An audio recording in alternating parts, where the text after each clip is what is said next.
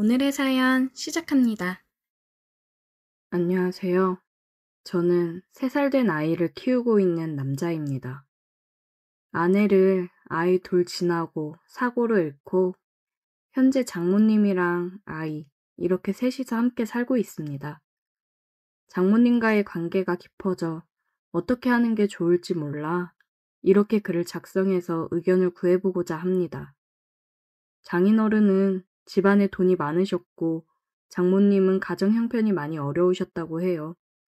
장인어른께서 장모님이 사시는 곳에 놀러 왔다가 우연히 장모님을 보고 첫눈에 반하셨다고 합니다. 장모님은 나이 차이가 많이 나는 장인어른이 자꾸 만나자며 다가오자 강하게 거부 의사를 표현했지만 장인어른은 장모님 형편이 어려운 걸 알고 장모님 부모님을 찾아가 빚 해결해 줄 테니 따님을 달라고 얘기를 해서 장인어른과 장모님이 결혼을 하게 되었다고 하더라고요. 장모님은 어린 나이에 사랑하지 않는 사람과 결혼을 해서 결혼 생활을 하셨어요. 그리고 바로 제 아내를 출산하셨고 아이 때문에 참고 살았다고 했습니다. 그런데 장인어른이 술, 담배를 엄청 하셨었는데 정말 갑자기 심장마비로 세상을 떠났다고 하셨어요. 살면서 장인어른에 대한 원망도 많았지만 그래도 남편이고 아이 아빠니 먼저 떠나보낸 게 마음이 많이 아프셨다고 합니다. 장인어른이 남기고 간 재산이 많기 때문에 먹고 사는 문제에 있어서는 크게 걱정이 없었다고 하셨어요. 그래도 장인어른 그늘에서 해보지 못했던 것들, 특히나 경제적 활동을 해보고 싶었던 장모님은 작은 가게를 하나 운영하면서 아내를 키웠다고 하셨습니다. 없이 살아서 원치 않는 혼인을 한 장모님은 어려운 아이들을 위해 기부도 하고 봉사도 하고 사셨어요. 기부는 지금도 하고 있습니다. 그런 장모님 밑에서 자란 아내여서 그런지 아내도 참 밝고 사랑스러운 사람이었습니다. 결혼을 해서도 아내는 장모님 혼자 계시니 저랑 같이 장모님을 자주 찾아뵙고 식사도 같이 하고 가끔씩 여행도 다니고 그랬어요. 저도 부모님이 안 계셔서 그런지 장모님이 엄마처럼 잘 챙겨주셔서 정말 감사했고 가족같이 지냈습니다. 한참 행복하게 결혼 생활하면서 아이 돌잔치도 끝내고 그랬는데 정말 한순간에 아내를 사고로 잃고 장모님도 저도 너무 힘든 나날들을 보내고 있었습니다. 아내가 사고로 세상을 떠나고 원래 지내던 곳에서 모든 걸 정리하고 다른 지역으로 이사를 했어요. 아내와 함께 했던 집에서 생활하기 힘들 것 같았는데 마침 회사에서 다른 지역에 지점 하나를 더 낸다고 해서 제가 가겠다고 했습니다. 어린 아이 때문에 장모님이랑 함께 지내기로 해서 같이 이사를 했습니다. 장모님이 아이를 봐줬어요. 힘든 마음을 추스르고 장모님도 저도 힘겨운 상황에서도 서로를 의지하면서 지내고 있었습니다. 장모님도 젊으신 편이기 때문에 사람들이 가끔 저희를 부부로 오해하기도 했어요. 저 또한 장모님이랑 지내오면서 결혼 생활을 하고 있는 듯한 기분이었습니다. 아내랑 장모님이 많이 닮기도 했거든요. 저희는 묘한 분위기 속에서 함께 지냈습니다. 모든 문제는 술을 마시고 나서 일어나죠. 회식이 있는 날이라서 술을 먹었는데 조금 과하게 먹은 날이었어요. 업무 스트레스도 심했고 아내가 더 그리운 그런 날이었거든요. 그렇게 취해서 새벽에 집에 들어갔습니다. 장모님께서 안 주무시고 혼자 눈물을 흘리며 소주를 드시고 있었어요. 장모님, 왜 혼자 술을 드시고 계세요? 박서방 왔어? 에휴, 나도 참 죽책맞게. 신경 쓰지 말고 얼른 들어가 쉬어. 저도 한 잔 주세요. 아내가 그렇게 떠나고 나서 장모님이랑 처음으로 같이 술을 마셨습니다. 장모님, 윤경이 그렇게 떠나보내고 저 진짜 장모님 덕분에 살고 있습니다. 장모님 아니었으면 맨날 술독에 빠져 있었을 거예요. 우리 윤지도 제대로 못 돌봤을 거고요. 장모님도 힘드실 텐데 너무 감사해요. 내가 윤경이 엄마, 윤지 할머니로서 당연히 해야 되는 일들인데 뭐가 고마워. 고마워하지 마. 장모님이랑 한참을 얘기하면서 술을 마셨어요. 이렇게 술을 많이 마시면서 힘들어하는 이유는 저도 장모님도 알고 있었습니다. 떠난 아내에 대한 그리움도 있었지만 미안함이 더 컸습니다. 장모님이랑 이렇게 지내면서 우리는 서로에게 마음이 있다는 걸 느끼고 있었어요. 저는 장모님을 여자로, 장모님은 저를 남자로 보고 있었습니다. 한 집에서 계속 같이 지내고 아이도 있고 결혼한 부부처럼 생활을 하고 있는데, 그리고 젊고 아내 닮은 장모님이니 제 마음이 마음대로 되지 않더군요. 애써 서로 부정하고 외면하고 있었지만 사람 마음이라는 게 어디 마음대로 되던가요? 서로에 대한 마음이 점점 더 커져가니 힘들 수밖에요. 장모님, 저 더 이상 제 마음을 숨길 수가 없어요. 윤경이한테 너무 미안하고 이러면 안 되는 거 알지만 장모님을 향한 제 마음을 더 이상 멈추기 힘들어요. 박서방, 장모님도 저 사랑하시잖아요. 우리가 윤지랑 이렇게 행복하게 사는 게 윤경이도 바라는 거 아닐까요? 저는 얘기를 하면서 눈물을 흘렸습니다. 장모님이 눈물 흘리는 저를 보며 눈물을 닦아주었고 우리는 서로의 눈을 바라보았습니다. 사랑해요. 저는 사랑한다는 말을 하고 키스를 했습니다. 우리는 눈물을 흘리며 서로를 안았어요. 이제는 정말 돌이킬 수 없는 강을 건넜기 때문에 서로의 마음을 인정하고 표현했습니다. 그냥 지금 이 순간이 너무 소중하고 미안하고 여러 가지 감정이 겹쳤던 것 같아요. 하지만 이 시간 이후로는 정말 남아있는 우리의 행복만을 생각하려고 합니다. 다음날 아침 우리는 함께 눈을 떴고 다시 한번 서로의 마음을 확인했습니다. 우리는 서로 부르는 호칭도 바꿨어요.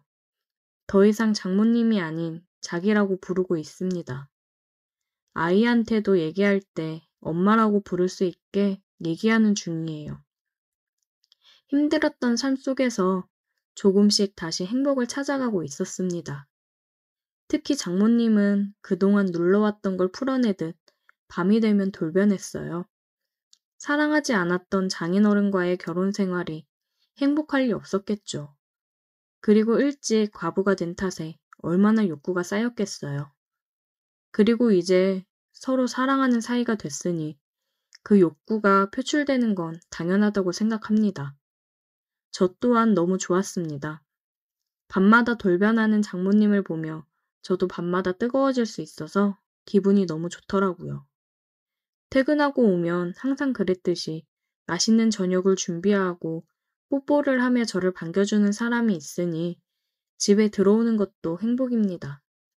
저녁을 먹고 아이와 시간을 보낸 후에 일찍 잠을 재우고 있어요. 온전히 우리 둘만의 시간을 보내기 위해서 빠른 육퇴를 하고 있습니다.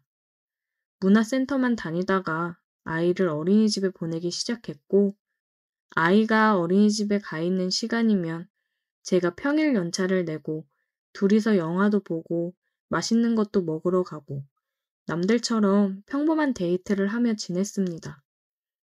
이렇게 행복한 날들을 보내는 와중에도 한 가지 걱정이 되는 건 아이가 컸을 때 혹시나 우리 사이가 일반적이지 않다는 걸 알았을 때 많은 상처를 받을까봐 걱정이 되네요. 평생 장모님을 엄마로 알고 살아갈 수 없을 테니까요. 이렇게 행복하다가도 그런 부분을 생각하면 또 한없이 생각이 많아지는 밤을 보내고 있어요.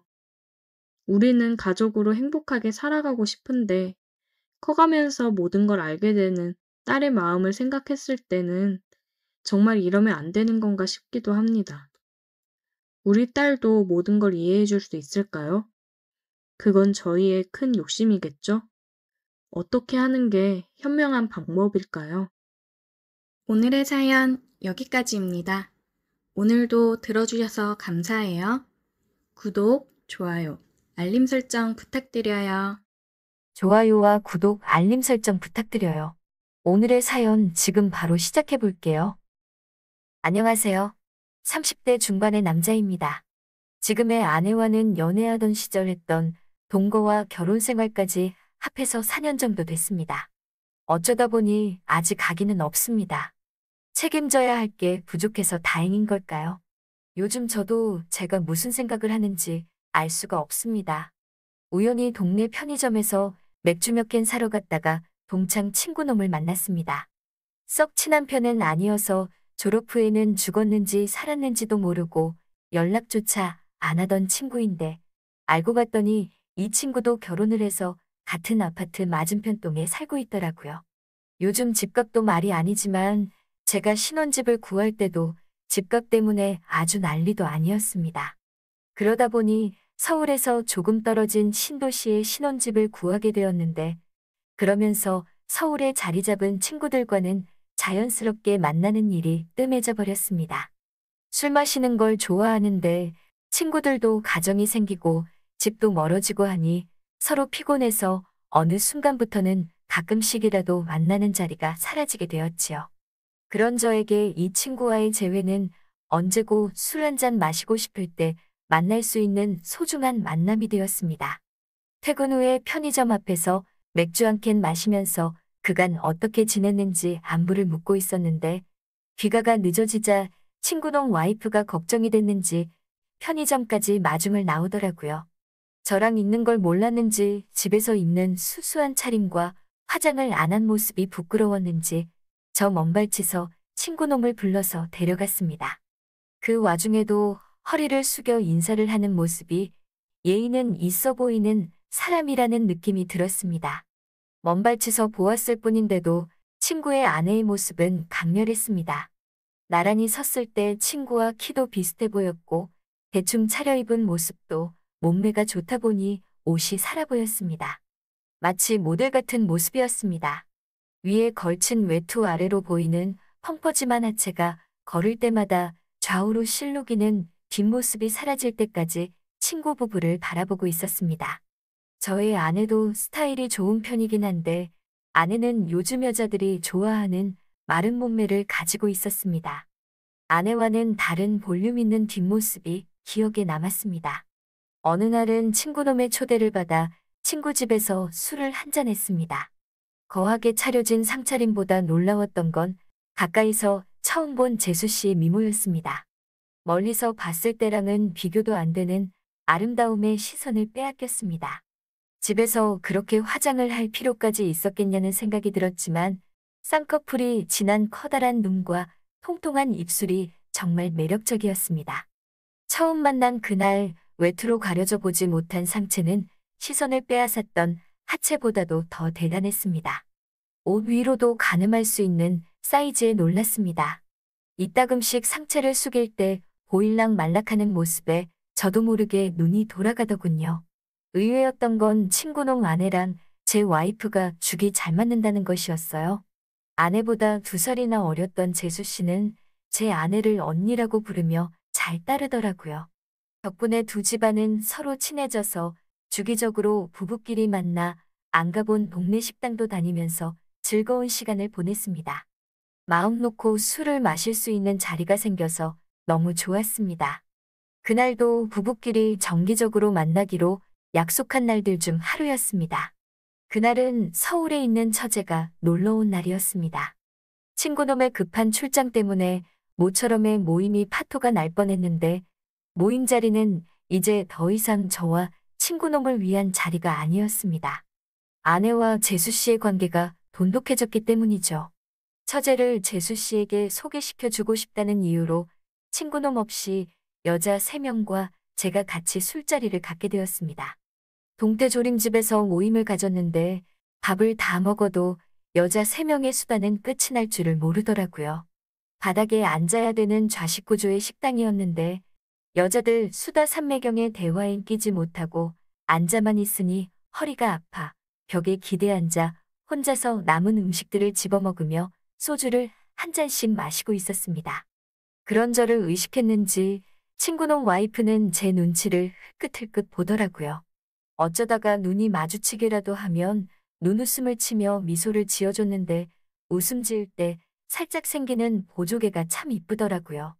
불편한 저를 거들떠도 안 보는 아내를 보고 있자니 마음이 씁쓸했습니다.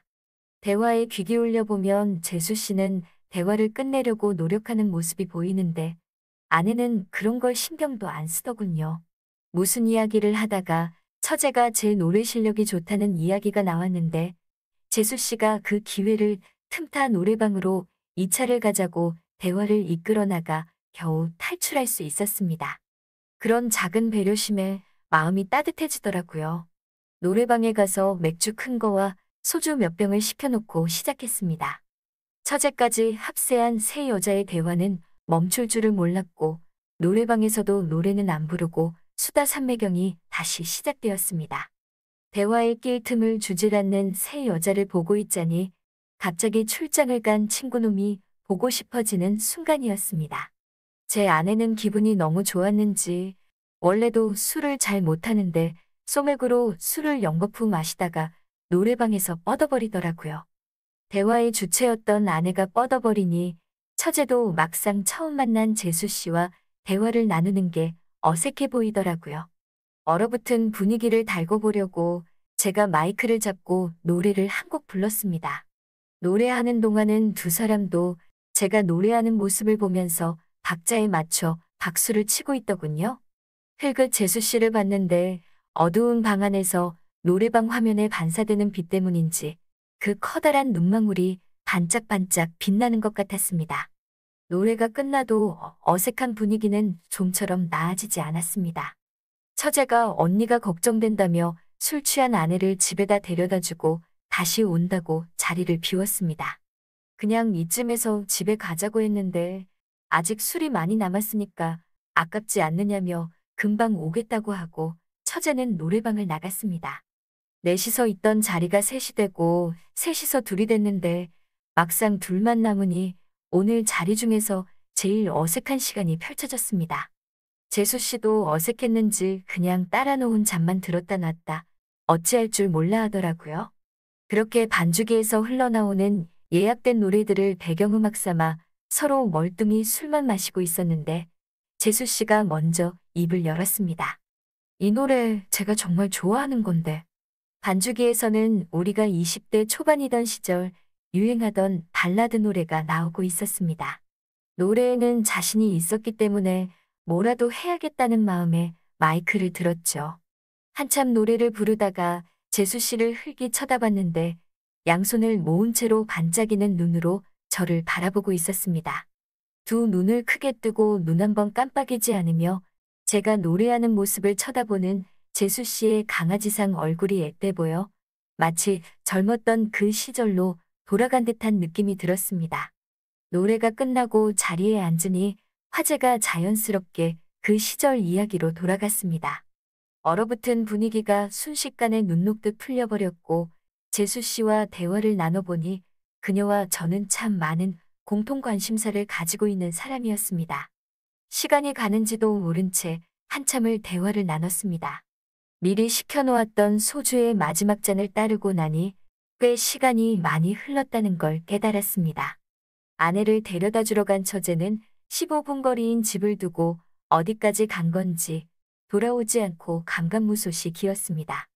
걱정이 돼서 후다닥 짐을 챙겨 이만 가보자고 일어나는데 재수 씨가 갑자기 저를 뒤에서 끌어안았습니다. 어찌나 세게 안았는지 등 뒤로 재수 씨의 몸과 체온이 고스란히 느껴졌습니다. 잠시만 둘이서 조금만 더 있으면 안 되나요? 라고 물어오는 재수 씨의 말을 거절할 수 없었습니다. 순간 무언가에 홀린 듯 저는 뒤에서 저를 안고 있는 그녀의 손을 풀고 그녀를 끌어 제 품 안으로 안았습니다. 우리는 흘러나오는 느린 박자의 반주를 음악 삼아 블루스를 추기 시작했습니다. 저의 품에 안긴 재수 씨를 내려다보았습니다. 저를 올려다보고 있던 재수 씨와 눈이 마주쳤고 그녀는 부끄러웠는지 이내 고개를 푹 숙였습니다. 긴 속눈썹 아래로 그녀의 커다란 눈동자가 흔들리고 있는 게 보였습니다. 아름다운 그 모습에 그녀의 허리를 감싸고 있던 제 팔을 제 몸쪽으로 더 세게 당겼습니다. 너무 세게 안았는지 그녀의 입술 사이로 나지막히 작은 탄성이 흘러나왔습니다. 재수 씨는 저를 다시 올려다보고 있었습니다. 반짝이는 그녀의 눈동자 안으로 제 모습이 비쳐 보였습니다. 파르르 떨리고 있는 재수 씨의 어깨를 밀어내고 곧바로 재수 씨의 입술에 제 입술을 맞추었습니다. 그 어느 때와도 비교가 되지 않는 전에 없던 황홀한 기운이 제 몸을 감쌌습니다. 반주기의 노래소리가 더 이상 들려오지 않게 돼서야 멈출 수 있었습니다. 정적과 함께 우리는 제정신을 차린 듯 껴안고 있던 서로에게서 떨어져 아무 말도 하지 못했습니다. 노래방에서 나와 집으로 돌아가는 길, 재수 씨와 저는 서로 아무 대화 없이 나란히 서서 걷기만 했습니다. 걷는 도중에 서로의 손등이 스쳤는데 제가 용기를 내서 재수 씨의 손을 꼭 잡았습니다. 아파트 입구까지 들어오는 동안 그 손을 놓지 않았습니다. 집까지 바래다 준다는 저희 말을 거절하더니 오히려 제가 무사히 들어가는 모습을 보고 싶다는 그녀의 말에 엘리베이터에 몸을 실었습니다. 집까지 올라가는 엘리베이터 안에서 우리는 입을 맞추며 서로의 마음을 다시 한번 확인했습니다. 비밀번호를 누르고 현관문을 여니 처제가 취한 아내를 방까지 미처 옮기지 못했는지 현관문 앞에 둘이서 나란히 바닥에 뻗어 있더라고요. 저와 재수 씨의 부축을 받아 두 사람을 방으로 옮기고 잠시 쉬고 간다며 우리는 소파에 앉았습니다. 서로 아무 말도 하고 있지 않았지만 우리 둘의 눈은 서로가 무엇을 원하는지 알고 있었습니다. 아침이 밝아올 때까지 아내와 처제가 자고 있는 우리 집안에서 친구의 아내인 재수 씨와 저는 서로의 마음을 강렬하게 표현했습니다. 만약의 상황에 대비해 서로 옷은 계속 입고 있었지만 그 어느 때보다 서로의 체온을 느낄 수 있었습니다. 그 뒤로 몇 번의 모임이 더 있었지만 좀처럼 둘만 보낼 시간이 없었습니다. 가끔씩 마주치는 재수 씨의 눈빛이 무엇을 원하는지 알 수 있었습니다. 아내 몰래 몇 번의 월차와 병가를 사용해 재수 씨와 자주 시간을 보냈습니다. 더 이상 사용할 월차가 없게 된 지금 재수 씨와 함께 시간을 보내고 싶은 제 자신을 주체할 수 없습니다. 아무것도 모르는 아내와 친구놈을 보면 더 이상 이러면 안 된다는 생각이 들지만 이 만남을 멈출 수가 없네요. 어떻게 해야 할지 모르겠습니다. 제 이야기는 여기까지 하겠습니다. 시간 내주셔서 감사합니다. 오늘의 사연은 여기까지네요. 긴 사연 끝까지 들어주셔서 감사합니다. 구독과 좋아요 잊지 말아주세요. 안녕하세요. 저는 소위 듣보잡 대학을 다니고 있는 학생입니다. 이번에 휴학을 하고 입대를 하게 되었습니다. 제가 중학교 때 부모님이 이혼을 하셨습니다. 이혼의 자세한 내막은 알지 못합니다. 하지만 그 무렵 부모님이 엄청 싸우셨습니다. 확실치는 않지만 엄마가 다른 남자를 만난 것 같았습니다. 아빠는 술을 마시고 들어와서 엄마에게 욕을 하며 싸웠었죠. 엄마는 종종 아빠에게 무릎을 꿇고 싹싹 빌곤 했었습니다. 한동안 두 분은 싸울 때 말고는 말도 하지 않으셨습니다. 주로 아빠가 화가 나신 상태였고 엄마가 아빠의 눈치를 보는 상황이 많았습니다. 하지만 결국 부모님은 이혼을 결정하게 되었습니다. 아빠는 제게 몇 번이고 미안하다고 말씀을 하셨습니다. 그리고 누구와 살지는 제 의사를 존중해 주셨습니다. 당시 아빠는 일하시느라 바빠서 얼굴 보기도 힘들었습니다. 그래서 평소에 엄마가 저를 챙겨주셨습니다. 그런 이유로 저는 아빠보다는 엄마가 편했습니다. 결국 저는 엄마랑 함께 살기로 결정을 했고 아빠는 제 그런 결정을 존중해 주셨습니다. 그때는 저도 두 분의 이혼이 크게 와닿지가 않았습니다. 그저 이제는 지긋지긋한 싸움을 안 보겠구나 싶은 정도였죠. 하지만 막상 두 분이 이혼을 하자 제 생활이 달라졌습니다. 당장 저는 엄마와 다른 동네로 이사를 가야 했습니다. 이혼을 한다고 해서 아빠만 없어지는 게 아니더군요. 그동안 아빠로 인해 누리던 것들이 대부분 사라졌죠. 그리고 생각보다 엄마는 능력이 없었습니다. 돈이 없어서 다니던 학원도 다 끊어야 했고 종종 다니던 여행도, 외식도 다 끊어졌습니다. 라면으로 끼니를 때우는 경우도 많아지더군요. 어린 나이에 그런 것들이 엄청 스트레스였습니다. 처음에는 외가에서도 도움을 주었는데 그것도 잠깐이었죠. 무능한 엄마도 싫었고 아빠도 싫었습니다. 엄마가 일자리를 구해서 일을 시작했지만 우리는 여전히 생활비가 부족한 상황이었습니다. 그래서 엄마는 저녁에도 일을 해야 했습니다. 하지만 형편은 나아지지 않았습니다. 오히려 집에 오면 아무도 없이 혼자 있어야 했습니다. 당연히 저녁밥도 혼자 라면을 끓여 먹는 게 대부분이었습니다. 그래서인지 점점 집에 들어오는 게 싫어졌고 성적도 계속해서 떨어지기만 했었습니다. 학교에서는 점점 제가 문제아가 되어가고 있었습니다. 그러다 고등학교에 진학을 했지만 이미 저는 공부와는 담을 쌓은 지 오래였고 남는 시간에 친구들과 거리를 배회하고 다녔습니다. 아빠는 제게 잔소리를 하면서도 용돈을 보내주셨습니다. 그럴 때면 뭔가 조언을 하시려 했지만 듣고 싶지 않았죠. 제게는 이미 아빠도 저를 버린 사람이었죠. 엄마는 제게 아빠의 위처증 때문에 이혼을 했다고 했습니다. 그 말을 다 믿는 건 아니지만 아빠에 대한 원망은 커졌죠. 그래서 아빠도 저를 버린 거라 생각을 했습니다. 오히려 가끔은 엄마가 불쌍하다는 생각이 들었습니다. 엄마는 저녁 늦은 시간에 술을 마시고 오는 경우가 많았습니다. 일이 끝나면 식당 사람들과 술을 종종 마신다고 하셨죠. 제 인생이 엉망이 되어버린 것도 엄마가 저렇게 고생을 하는 것도 모두 아빠 때문이라는 원망이 가득했었죠. 그래도 엄마가 조금씩 자리를 잡아가기 시작했습니다. 저도 다시 용돈을 받기 시작했고 엄마가 밥 사 먹으라고 돈을 따로 주시기도 했습니다. 엄마는 가끔 술을 마시고 오셔서는 많이 울었습니다. 저를 붙잡고 온갖 하소연을 하기 시작했지요. 하지만 그때는 엄마의 하소연도 눈에 들어오지가 않았습니다. 그런데 제가 다시 정신을 차린 계기가 있었습니다. 고등학교 2학년 때 한 번은 엄마가 많이 아팠습니다. 열이 나서 끙끙 앓다가 병원을 가게 되었던 것이죠. 다행히 큰 병은 아니라고 휴식이 필요하다고 하더군요. 하지만 그때 하늘이 무너지는 기분이었습니다. 엄마가 없다는 상상을 하게 되니 너무 무서웠습니다. 그제야 엄마를 돌아보게 되었죠. 나를 키우느라 엄마가 엄청 고생을 하시는 게 보였지요. 그동안 방탕하게 살았던 제 모습이 부끄러웠습니다. 그래서 다시 공부를 해보려고 노력도 했습니다. 집에 오면 엄마가 오기 전에 집안일도 해놓고 했지요. 아침에 엄마를 위해 제가 아침밥을 차려놓기도 했습니다.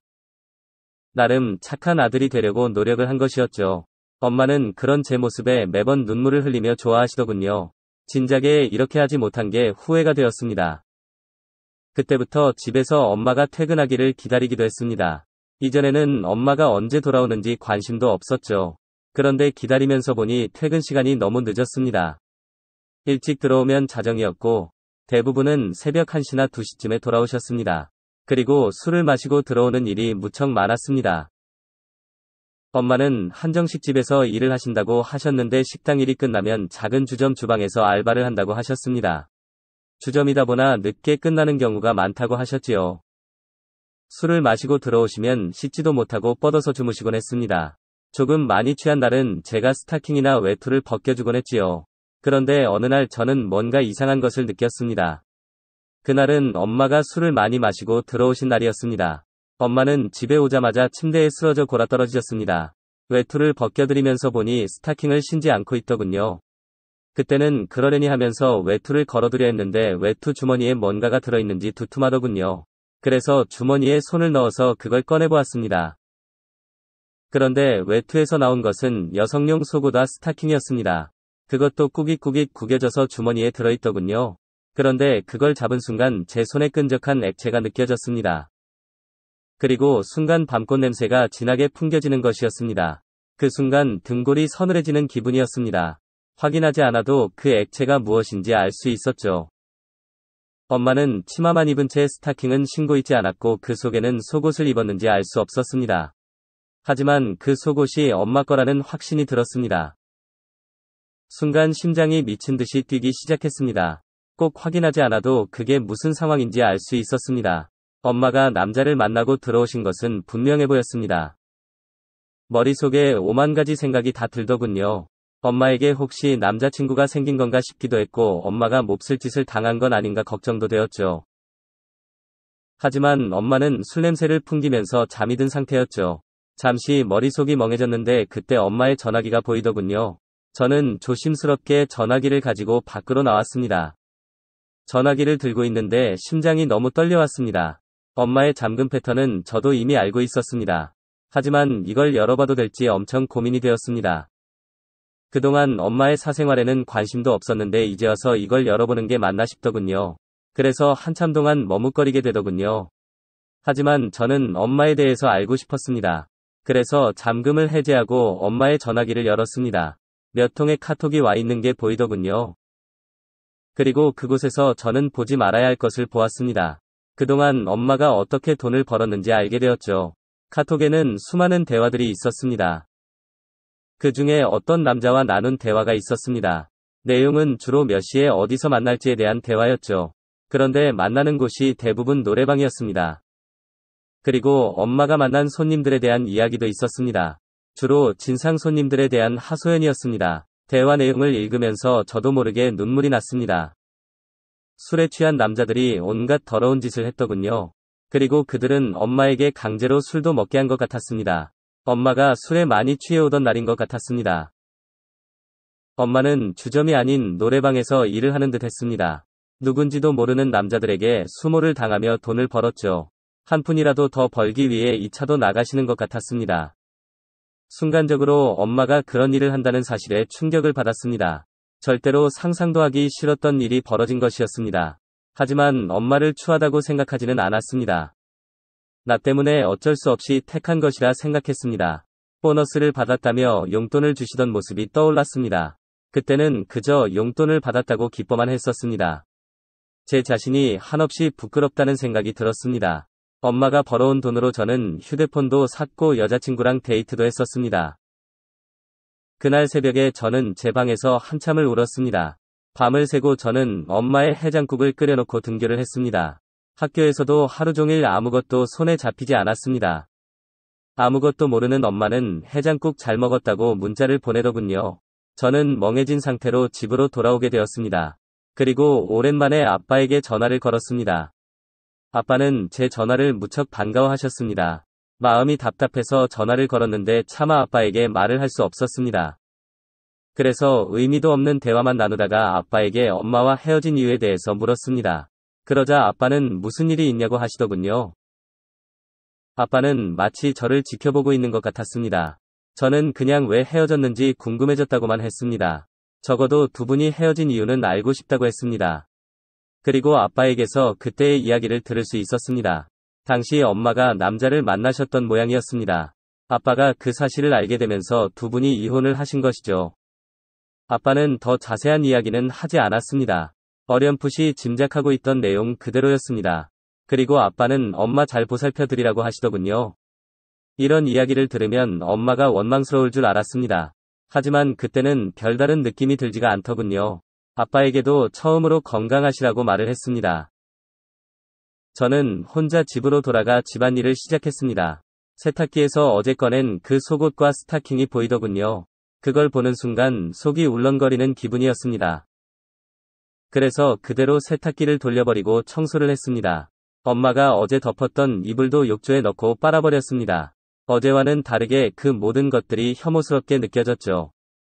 엄마가 먹을 식사를 간단히 차려놓고 저는 엄마가 오기 전에 그대로 이불 속에 누웠습니다. 그 뒤로도 엄마는 어김없이 술을 마시고 새벽에 오셨습니다. 가끔씩 엄마의 치마에 끈적한 액체가 묻은 날도 있었고 스타킹을 신지 않고 오시는 날도 있었습니다. 그리고 화장대 서랍에서 피임약도 발견을 했지요. 엄마가 그런 일을 하는 게 너무 싫었습니다. 하지만 엄마에게 털어놓을 용기가 없었습니다. 그저 이 상황을 벗어나고 싶은 마음뿐이었습니다. 엄마가 미운 것은 아닌데 엄마의 그런 모습을 보는 게 싫었습니다. 그래서 어서 빨리 독립을 하고 싶다고 생각을 했습니다. 공부를 못해서 좋은 대학은 가지 못했습니다. 흔히 말하는 듣보잡 대학에 입학을 했고 기숙사에 들어가서 생활을 하기 시작했습니다. 사실 대학을 안 가고 독립해서 돈을 벌고 싶었습니다. 하지만 엄마가 울며불며 애원을 하시더군요. 저를 대학 보내는 게 엄마의 평생 소원이라고 하셨죠. 대학에 입학한 이후에도 엄마와 종종 통화도 하지만 직접 엄마를 만날 용기가 나지 않았습니다. 그래서 집에도 자주 안 가게 되더군요. 엄마는 지금도 제가 그 일에 대해서 아는지 모르십니다. 지금이라도 엄마에게 솔직하게 이야기를 하고 그 일을 그만두시라고 하는 게 맞을까요? 하지만 그 일을 제가 알고 있다고 말하기가 두렵습니다. 자칫 그게 돌이킬 수 없는 상처가 될까봐 두렵습니다. 그래서 일찌감치 군대로 도망을 치는 선택을 했습니다. 나를 위해 고생한 엄마에게 상처를 주고 싶지 않았습니다. 그렇다고 그런 일을 하는 엄마를 지켜보는 것도 괴롭습니다. 저는 어떻게 하면 좋을지 조언을 구하고 싶습니다. 영상 시청 감사합니다.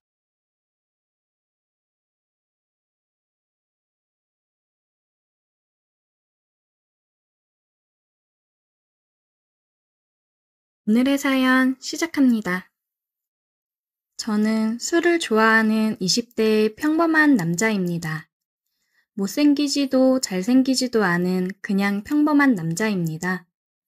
저는 얼마 전부터 고민이 생겼습니다. 바에서 만난 그녀가 결혼을 하자며 계속 조르는 것입니다. 어떻게 해야 할지 모르겠네요. 그런데 알고 보니 사실은 얼마 전 친구와 저는 1차를 거하게 마시고 2차로 자주 가던 바에 들러 한 잔 더 하고 집에 갈 생각이었습니다. 그날은 사람도 별로 없고 노래도 너네들 술 먹어라, 내가 분위기 맞출게, 이런 느낌이었습니다. 저희는 늘 먹던 거로 주문하자고 얘기를 나누고 있었습니다. 그런데 못 보던 직원분이 주문을 받으러 온 것입니다. 저희는 자연스럽게 새로 오셨나 봐요? 라는 질문으로 말을 이어갔고 새로 온 지 한 달 정도 됐다고 얘기했습니다. 이런저런 시시콜콜한 얘기로 대화를 이어갔고 우리 둘은 술이 너무 돼서 이제 집에 가려고 계산을 했습니다. 계산을 하고 엘리베이터를 기다리고 있는데 아까 바에 새로운 여자 직원분이 나오는 겁니다.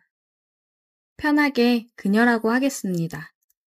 잠시 동안 정적이 흘렀고 분위기가 좀 그랬는지 그녀가 먼저 말을 걸었습니다. 이제 집에 가시나 봐요? 저희 둘은 네 라고 대답했고 물어보지도 않았는데 자기는 퇴근하는 길이라고 했습니다. 그녀가 갑자기 하는 말이 배고프면 뭐라도 같이 먹고 갈래요? 라고 했고 친구놈은 이게 뭔 행제냐라는 눈빛으로 나를 쳐다보고는 잘 됐네요. 저도 술만 먹어서 그런지 속이 좀 그랬는데 라며 뭐 좀 먹고 가자고 했습니다. 그렇게 셋이서 해장국집에 갔고 술국에 소주 하나를 시켜놓고 먹었습니다. 친구놈과 저는 정신 차리고 먹으려고 술을 반잔씩만 먹었고 그녀는 아주 대차게 먹었습니다. 술을 따라주기 바쁘게 없어지더라고요. 어느새 술이 한 병, 두 병 쌓여갔고 세 병째 마시려고 할 때 저는 도저히 못 먹겠으니 둘이 먹으라고 했습니다. 저는 힘도 들고 집으로 가려고 나 먼저 갈게, 둘이 더 마시다가 와 그랬더니 그녀가 그러는 게 어딨냐며 같이 먹자, 끝까지 먹고 가자, 술을 더 안 마시게 할 테니 더 먹자 그랬습니다. 어쩔 수 없이 술자리를 같이 하고 계속 이어갔습니다. 그렇게 해장국집을 나와 술을 깨자며 노래방을 가자고 하는 겁니다. 너무 힘들어서 둘이 놀면 안 되겠냐 얘기했지만 막무가내였습니다. 그렇게 개처럼 끌려서 노래방을 가게 됐고 힘도 없지만 잘하는 노래를 불러줬습니다. 그녀는 눈에서 널 사랑해도 될까? 뭐 그런 야릇한 눈빛으로 저를 쳐다보고 있었습니다. 그녀는 술도 잘 먹었습니다. 소주를 더 시키고 부어라 마셔라 했습니다. 정말 술을 잘 먹더군요. 노래를 부르면서 먹어서 그런지 그녀는 정말 말짱했습니다. 그렇게 만난 지도 얼마 안 됐는데 우리는 금세 친해졌고 약간의 스킨십 아닌 스킨십을 하며 노래와 춤을 췄습니다. 저는 다음날 출근이라 이제 가야겠다며 다시 얘기했고 그녀는 안 된다며 젊은 사람이 뭐 그리 체력이 약하냐며 놀렸습니다. 저는 열이 받아서 오기로 버텼습니다. 그렇게 술 마시고 술이 나를 마시고 그러다 보니 서로 러브샷도 하고 분위기가 참 정신없게 흘러갔습니다. 알람 소리에 눈을 떠보니 생전 처음 보는 천장이 눈앞에 보이는 겁니다. 저는 꿈인가 아직 술이 덜 깼나 싶어 주변을 두리번거렸는데 역시나 집이 아니었습니다.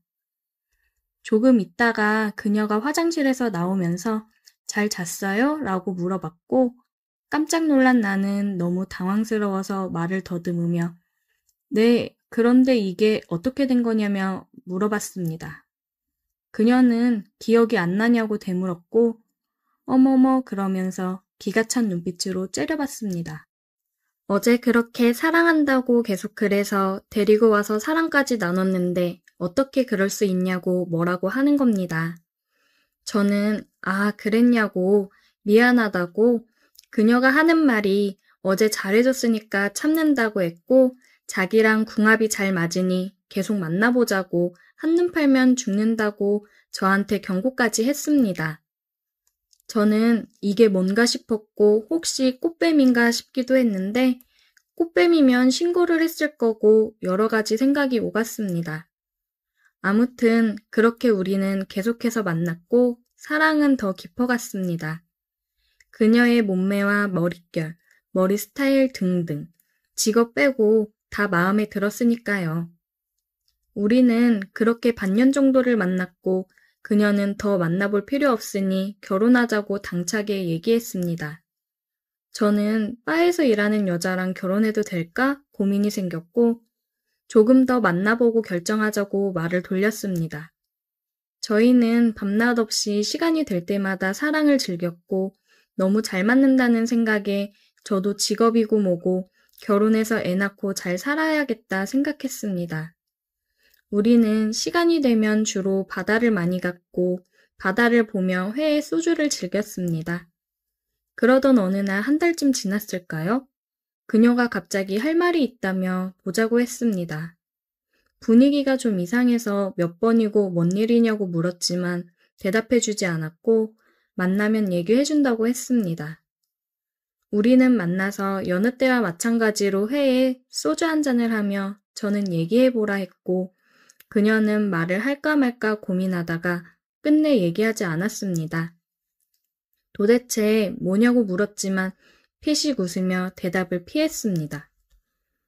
저는 그녀에게 혹시 무슨 큰일이 생긴 걸까 걱정도 되었고 기분 전환 시켜줄 겸 제일 좋은 호텔방을 예약했습니다. 맨 꼭대기층에 밤하늘에 별도 보이고 조그만 풀장도 있는 호텔방이었습니다. 우리는 별을 보며 사랑을 나눴고 잠이 들었습니다. 다음날 그녀는 저녁에 다시 보자고 했습니다. 뭔가 좀 느낌이 쎄했지만 어제 시간도 잘 보냈고 사랑하는 것도 다시 확인하고 해서 별 생각 없이 나갔습니다. 우리는 카페에서 만나서 저는 제가 좋아하는 헤이즐넛 커피를 시키고 그녀는 캐러멜 마키아토를 시켰습니다. 어제 즐거웠니? 뭐가 맛있니? 늘상 하는 얘기를 하다가 그녀가 사실 할 얘기가 있다며 말을 시작했습니다. 어제 얘기를 하려고 했는데 제가 너무 힘들어할까봐 고민하다 말을 못했다며 오늘은 꼭 얘기해야겠다고 했습니다. 저에게 사실은 결혼할 남자가 있다며 얘기했고 가방에서 주섬주섬 뭘 꺼내더니 줬는데 다름 아닌 청첩장이었습니다. 이게 뭔가 싶었습니다. 아니겠지 하며 청첩장을 열어봤는데 그녀의 이름이 박혀 있었습니다. 그녀의 이름이 돋보기로 본 것처럼 너무 크게 보였고 다른 글은 보이지도 않았습니다. 저는 할 말을 잃었고 한참 정적이 흐른 후 저는 장난이지? 라고 물었고 그녀는 사실이라며 미안하다고 정말 미안한데 어쩔 수 없다고 얘기하며 바로 자리를 일어났습니다. 그리곤 하는 말이 좋은 추억으로 간직할게. 우리 다시는 연락하지 말자. 부탁할게. 라는 말을 남기고 가버렸습니다. 정말 망치로 맞은 느낌이 이런 걸까? 라는 생각이 들더군요. 저는 속상한 마음에 그녀가 다니던 바에 찾아갔고 그때 그 친구와 같이 한잔했습니다. 저는 친구에게 있었던 일을 전부 얘기했고 이게 무슨 일인지 모르겠다며 한숨을 쉬었습니다. 그런데 바에서 일하는 여자분이 와서 하는 말이 이걸 말을 해야 하나 말아야 하나 하면서 고민하더니 그냥 얘기 안 하는 게 낫겠다고 하더라고요. 저는 궁금해서 말을 끝까지 하라며 화를 냈고 결국 그 바에서 일하는 분이 얘기를 해줬습니다. 이번에는 정말 망치 10개로 맞은 느낌이 들더군요. 사실은요, 걔가 만나던 사람이 오빠만 있던 게 아니에요. 오빠 잘 된 거라고 생각하세요. 라고 말을 했고 저는 어이가 없고 허탈했습니다. 그렇게 자주 만나고 사랑을 했는데 그녀에게 다른 사람이 있었다니. 그래서 저는 내가 세컨이었던 거냐고 물었습니다. 그러니 그 여직원이 하는 말이 아니라고 세컨 근처도 못 간다고 했습니다.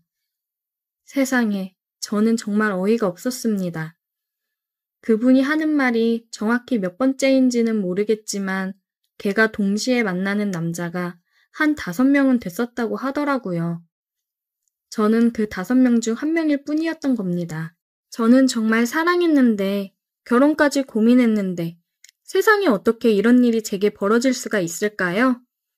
그리고 어떻게 5명을 만났는지 어이가 없으면서 대단하네요. 그런데 더 어이없는 건 저를 더 비참하게 만든 며칠 후 그녀의 프로필 사진이었습니다.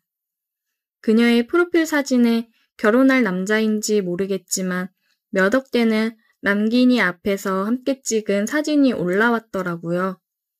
저는 그녀를 사랑했지만 그녀는 아니었던 것 같습니다. 그냥 수많은 남자 중 하나였겠죠. 그녀에게 화를 한번 못 내보고 비참하게 저는 그녀를 잊어야겠습니다. 살다 보니 참 이런 일도 다 겪어보네요. 그렇게 남자가 많았으면서 결혼하자고 왜 떼를 쓰고 닥달을 했는지 이해가 되질 않네요. 오늘도 술이나 한잔 해야겠습니다. 오늘의 사연 여기까지입니다. 오늘도 들어주셔서 감사해요. 구독, 좋아요, 알림 설정 부탁드려요. 안녕하세요. 저는 대학교를 다니고 있는 남자입니다. 취미로 주짓수를 배우고 있습니다. 주짓수를 선택한 이유는 딱히 없습니다. 뭔가 운동을 해야겠다 싶었는데 학교 근처에 학원이 보이더군요. 그리고 격투기 영상에서 많이 접한 이름이었죠. 그래서 약간은 호기심이 생기기도 했습니다. 그래서 인터넷으로 조금 찾아보았죠. 전화로 상담을 먼저 신청했습니다. 가격이랑 수업 스케줄 등을 물어보았지요. 그런데 체험 수업도 가능하다고 했습니다. 그래서 체험이나 해보자 싶어서 찾아갔죠. 남자 관장님이 계셨고 코치님 몇 분이 있었습니다. 배우는 사람들도 제법 많이 있었죠. 체험 수업 왔다고 하니 반갑게 맞아주셨습니다. 그리고 체험은 여자 코치님이 맡아주시더군요. 보기에는 운동하는 사람 맞나 싶은 사람이었습니다. 제법 탄탄한 몸매기는 했지만 코치라고 보기에는 예쁘고 가녀린 느낌이었습니다. 미인계로 회원을 유치하나 싶은 생각이 들었습니다. 그리고 그 미인계는 성공을 했습니다. 그녀의 유혹에 등록을 안 할 수 없는 분위기였죠. 기초훈련부터 몇 가지 기술 체험도 했습니다. 여자가 제 몸을 감싸니 조금 이상했습니다. 특정 부위가 닿는 것도 신경이 쓰였죠. 상대가 여자다 보니 괜히 신경이 쓰인 것이었죠. 하지만 쓸데없는 여유였지요. 한번 잡히니 몸을 움직일 수 없었습니다. 이대로 어디 한 군데 부러질 것 같았습니다. 그때부터 신체 접촉은 신경도 안 쓰였죠. 코치님은 이런저런 기술을 시연해 주셨습니다. 매트 위를 정신없이 굴렀던 것 같습니다. 그리 큰 체구도 아닌데 힘도 엄청나더군요. 예쁘장한 얼굴로 기술을 걸면서 웃으시더군요. 정말 그때는 숨이 막혀 죽는 줄 알았습니다. 주짓수가 생각보다 운동량이 엄청나더군요. 기술을 당하니 정신이 하나도 없더군요. 그 와중에 살겠다고 발버둥을 치기도 했지요. 그때는 남자의 자존심이고 뭐고 없었습니다. 그래도 나름 발버둥 치다 보니 칭찬도 하시더군요. 처음부터 이렇게 저항하는 게 쉽지 않다고 하셨죠. 제게 재능이 있다는 소리로 들렸습니다. 코치님께 정신없이 칭찬도 받고 하다 보니 어느새 입회원서를 쓰고 결제도 하게 되었죠. 다음 날부터 학원을 다니기 시작했습니다. 관장님의 지도 아래 열심히 기초훈련부터 진행했습니다. 어제 당해봤던 기술들은 엄두도 내지 못했습니다. 준비운동과 자세훈련만 해도 힘이 빠졌습니다. 그래도 정말 열심히 운동을 했습니다. 다른 회원들과도 하나씩 기술을 배웠습니다. 제가 당했던 코치님도 자주 저를 봐주셨습니다. 기본적인 손기술들을 많이 알려주시더군요. 직접 상대해보니 악력이 장난이 아니었습니다. 코치님은 예쁘장한 외모를 가진 분이었습니다. 매트 위에서는 정말 무서운 사람이었죠. 매번 저는 그녀의 시범 상대가 되었습니다. 성인부에서 제일 어려서 그런 것 같았죠. 그녀는 제게 힘을 빼라고 말을 하였습니다. 그러고는 그대로 기술을 선보였지요. 가끔은 오기가 생겨서 대항도 해봤습니다. 그럴 때면 그녀는 더욱 적극적으로 저를 눕혔죠. 자연스럽게 코치님과 육체의 대화가 많아졌습니다. 그 뒤로도 시범을 보일 때면 그녀가 저를 찾았죠. 그리고 저는 열심히 그녀를 상대했습니다. 수시로 목이 졸리고 팔이 꺼겼죠. 가끔은 힘으로 저항도 해보았습니다. 하지만 항상 그것도 잠시였습니다. 확실히 기술로 제압을 당하니 방법이 없더군요. 하지만 점점 당하는 것도 익숙해졌습니다. 어느 시점에 기술이 들어올지 알고 있었고 고통이 어느 정도인지도 알고 있었죠. 그러자 조금씩 당하면서도 정신을 유지했지요. 그제야 그녀의 몸이 느껴지기 시작했습니다. 가끔은 그녀의 가슴에 얼굴을 묻기도 했지요. 하지만 여자로 느끼기는 힘든 상황이었습니다. 그리고 그만큼 코치님과 친해졌습니다. 물론 다른 코치님들과도 많이 친해진 상태였지요. 가끔은 제가 체육관 직원처럼 보일 때도 있었습니다. 시간이 맞으면 코치님들과 함께 회식도 할 정도였지요. 그러면서 코치님과 대화도 많아졌습니다. 코치님은 알고 보니 유도 선수 출신이더군요. 유도 선수로 체대를 나왔다고 했습니다. 그 이후에 주짓수로 전향한 케이스였고요. 저보다 5살 정도 많은 나이였고 남자친구가 있다고 했습니다. 코치님과는 그런 대화도 할 정도로 가까워졌지요. 그러던 어느 날 작은 사고가 있었습니다. 코치님과 훈련을 하다 손을 잘못 짚었습니다. 그때 인대에 약간의 손상이 왔지요. 코치님은 엄청 미안해하셨습니다. 코치님 잘못도 아닌데 굉장히 미안해하셨습니다.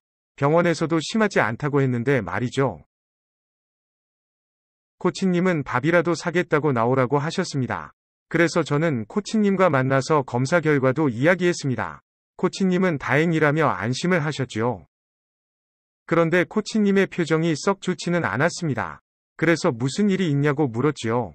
코치님은 머뭇거리다가 입을 열었지요. 사실은 남자친구와 헤어졌다고 하더군요. 그래서 자기가 더 집중을 못한 것 같다고 말이죠. 제 부상도 자기 때문이라고 생각을 했습니다. 코치님은 그래서 많이 미안해하셨습니다. 하지만 남자친구와 헤어졌다니 제가 더 미안하더군요. 우리는 저녁도 먹고 술도 함께 마시며 대화를 나눴습니다. 항상 저보다 더 강했던 코치님이 눈물도 흘리시더군요. 그러고는 곧 기억에서 지우라고 협박도 하셨죠. 무섭기도 하지만 귀여운 분이었습니다. 저는 일주일가량 휴식을 하고 체육관을 나갔습니다. 그때부터 코치님과 많이 가까워진 느낌이었습니다. 뭔가 각별한 사이 같다고나 할까요? 코치님도 각별한 만큼 마음껏 저를 가지고 놀았죠. 저도 빠져나가려 안간힘을 썼지만 소용이 없었죠. 그러다 코치님의 몸을 이리저리 만지기도 했습니다. 고의는 아니지만 격렬하게 저항을 하다 보니 코치님의 가슴을 만지는 일도 흔했습니다. 물론 탄탄한 근육질에 감탄을 할 뿐이었습니다. 한 번은 정말로 코치님의 가랑이를 손으로 잡았습니다. 방어를 하다가 사타구니 쪽을 손으로 움켜쥐어버린 것이었죠. 코치님도 눈을 가끔 흘기긴 하셨지만 그것뿐이었죠. 저도 손으로 그 부위를 잡고는 엄청 놀랐습니다. 하지만 긴장을 하니 더 실수를 하게 되더군요. 사타구니를 피하다가 그만 가슴을 움켜쥐게 되었던 것입니다. 저는 너무 당황했지만 이미 자세는 엉망이 되었습니다. 코치님이 자연스럽게 넘기긴 했지만 당황한 기색이 엿보였죠. 여자 몸을 그렇게 노골적으로 움켜쥔 적은 처음이었습니다. 코치님도 차마 그 부위 때문에 뭐라고 하지도 못했죠. 저는 조용히 체육관을 나오면서 일단락이 되었습니다. 하지만 그냥 넘어갈 코치님이 아니었죠. 바로 톡이 날아오더군요. 그리고 잔소리와 함께 고기나 사라고 했습니다. 어쩔 수 없이 저녁에 다시 체육관에 갔습니다. 관장님은 이미 퇴근을 하셨고 다른 코치 두 분과 청소를 하고 계셨습니다. 저도 같이 청소를 도와드렸습니다. 다른 코치님들이 먼저 퇴근을 하셨고 저는 코치님과 함께 근처 고깃집으로 향했습니다. 그리고 잔소리를 한참 들었습니다. 담담하게 넘어갔지만 엄청 놀랐다고 하셨죠. 상남자 같은 느낌인데 여자는 여자구나 싶었습니다. 다음번에는 주의하겠다며 사과를 했습니다. 그 뒤로도 훈련 중 자연스러운 터치는 어쩔 수 없었습니다. 그리고 저도 점점 고급 기술을 익히기 시작했죠. 자연스럽게 우리는 몸을 맞대고 뒹구는 일이 많아졌습니다. 코치님도 화를 내기보다는 쑥스러워하고 말았죠. 그럴 때면 조금 귀엽다는 생각이 들었습니다. 하지만 곧 저는 코치님의 조르기에 응징을 당했죠. 그러다 한 번은 아침 일찍 체육관을 찾게 되었습니다. 코치님이 출근하는 시간에 같이 출근을 했지요. 체육관에는 우리 둘밖에 없었습니다. 자연스럽게 저는 기술에 대해 물어보았고 텅 빈 체육관에서 우리 둘이 대련을 했습니다. 그리고 그날 배운 기술을 코치님을 상대로 펼쳐봤습니다. 그런데 자세가 조금 이상했습니다. 코치님이 다리를 벌린 채 저를 잡고 있었고 저는 그 위에 올라탄 상황이었습니다. 마치 성관계를 하는 것 같은 자세였죠. 그 순간 우리는 눈이 마주치게 되었습니다. 저는 그대로 코치님의 입술에 키스를 했습니다. 사실 그동안 훈련을 함께 하면서 운동하는 그녀의 모습이 멋있다고 생각했었습니다. 그녀의 탄탄한 근육들도 매력이 있었죠. 예쁜 옷 입고 화장 진하게 한 여자보다 도복을 입고 땀 흘리는 그녀의 모습이 더욱 예뻤습니다. 그런 감정들이 터져나오면서 키스를 해버린 것이죠. 그런데 코치님이 저를 밀어내지 않았습니다. 조금 놀라신 것 같기는 했지만 거부는 아니었습니다. 그녀도 저랑 같은 마음이라 생각을 했습니다. 분명 서로가 실수를 한 것은 아니었습니다. 우리는 매트 위에서 한동안 키스를 했습니다. 그런데 그때 다른 코치님이 출근을 했지요. 그 순간 코치님이 제 목을 휘어감더군요. 저는 그대로 숨이 턱 막히는 느낌이었습니다. 결국 그녀에게 탭을 치게 되었죠. 다행히 다른 코치님은 의심 없이 넘어갔습니다. 우리도 별다른 진전 없이 그대로 떨어졌지요. 저는 정신없이 운동을 하다가 집으로 갔습니다. 하루 종일 머릿속이 복잡했습니다. 그동안 약간은 썸을 타는 느낌이었는데 오늘 썸 타기에 종지부를 찍고자 마음을 먹었습니다. 그날 저녁에 코치님에게 찾아갔습니다. 코치님도 예상을 했는지 홀로 체육관에 남았더군요. 이미 뭔가 예상을 하고 기다리고 있었던 것 같았죠. 저는 코치님에게 고백을 했습니다. 다행히 코치님도 고개를 끄덕여 주셨습니다. 저는 또 용기를 내서 키스를 했습니다. 코치님과는 그렇게 연애를 시작했는데 체육관에서 함께 땀 흘리며 운동을 했고 가끔은 침대 위에서도 함께 땀 흘리며 운동을 했습니다. 운동을 많이 해서 그런지 조이는 힘이 엄청났죠. 그녀는 나이는 많지만 체력은 저보다 좋았습니다. 운동으로 다져진 그녀의 엄청난 매력을 느낄 수 있었죠. 근육질의 여성이 가질 수 있는 매력이 있었습니다. 대련할 때 느끼던 강력한 압박감이 쾌감이 되었죠. 그녀의 허벅지와 골반에 기운이 모두 빠질 지경이었죠. 공통의 관심사가 있으니 침대 생활도 즐거웠습니다. 사랑을 나누다 주짓수 기술도 응용해보곤 했습니다. 그대로 다소 민망한 자세로 사랑을 나누기도 했죠. 가끔은 제가 그녀에게 주짓수 기술을 걸어보았습니다. 그녀는 사랑을 나누다가도 바로 반격을 하더군요. 역시 기술로는 제가 이길 수가 없었죠. 그래도 침대에서는 완벽하게 그녀를 제압하곤 했지요. 그때마다 그녀는 아주 까무러치며 좋아합니다. 운동하는 여친이라 조금 색다른 느낌이 있습니다. 예쁜 옷을 입고 예쁘게 꾸민 여자도 좋겠지만 운동 많이 한 여친만의 매력이 확실히 있습니다. 지금은 그런 여친에게 너무 만족하고 있습니다. 영상 시청 감사합니다.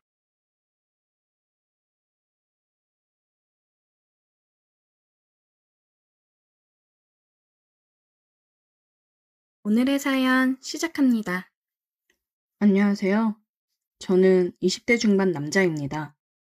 택배 때문에 지금의 여자친구를 만나게 된 이야기를 해볼까 합니다.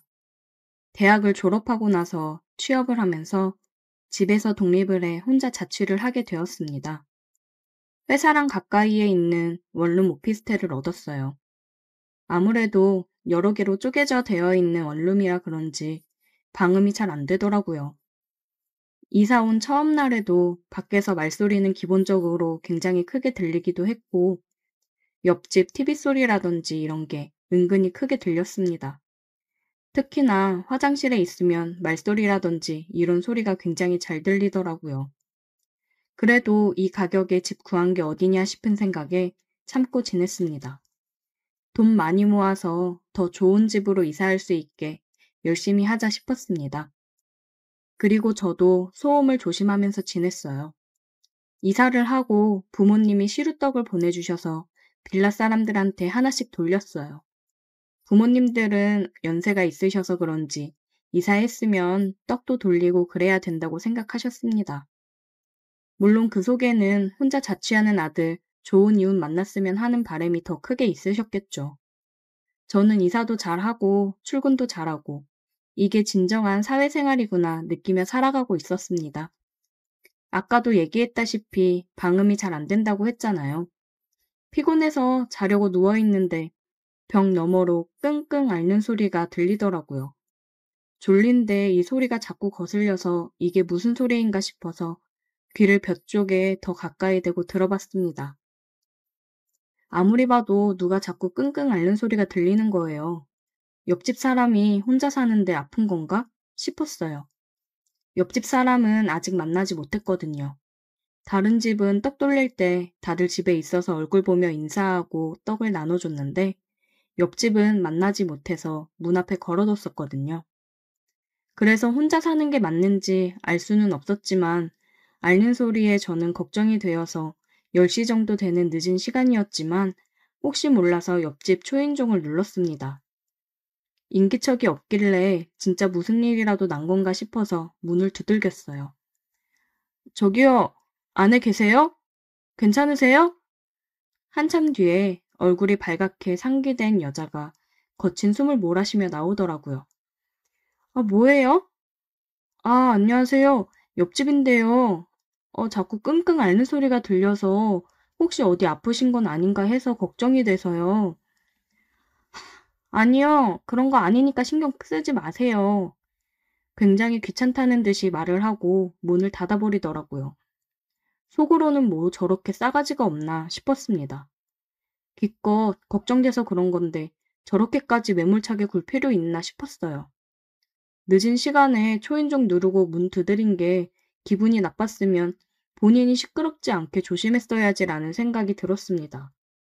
옆집 여자의 첫인상은 그렇게 좋지는 않았습니다.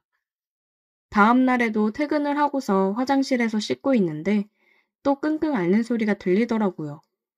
저 여자는 대체 뭘 하는데 매번 저렇게 끙끙 앓는 건가 싶었습니다. 집에서 운동을 하는 건가? 그렇다기엔 다른 쿵쿵거리는 소리는 안 들리는데 뭐지? 혼자 생각하면서 여자의 소리에 점점 더 귀를 기울이게 되더라고요. 뭔가 소리가 굉장히 야릇한 소리가 났습니다. 저는 설마 아니겠지? 라는 생각을 했어요. 저는 가끔씩 옆에서 들리는 소리에 저 혼자 상상의 나래를 펼치고는 했습니다. 그러다가 제 상상이 절대 혼자만의 상상이 아니라는 걸 알게 되었습니다. 아무래도 처음 자취를 하다 보니 필요한 물건들이 많게 되잖아요. 그래서 택배 올 일이 많았어요. 퇴근하고 갔더니 택배가 문 앞에 한가득 있었습니다.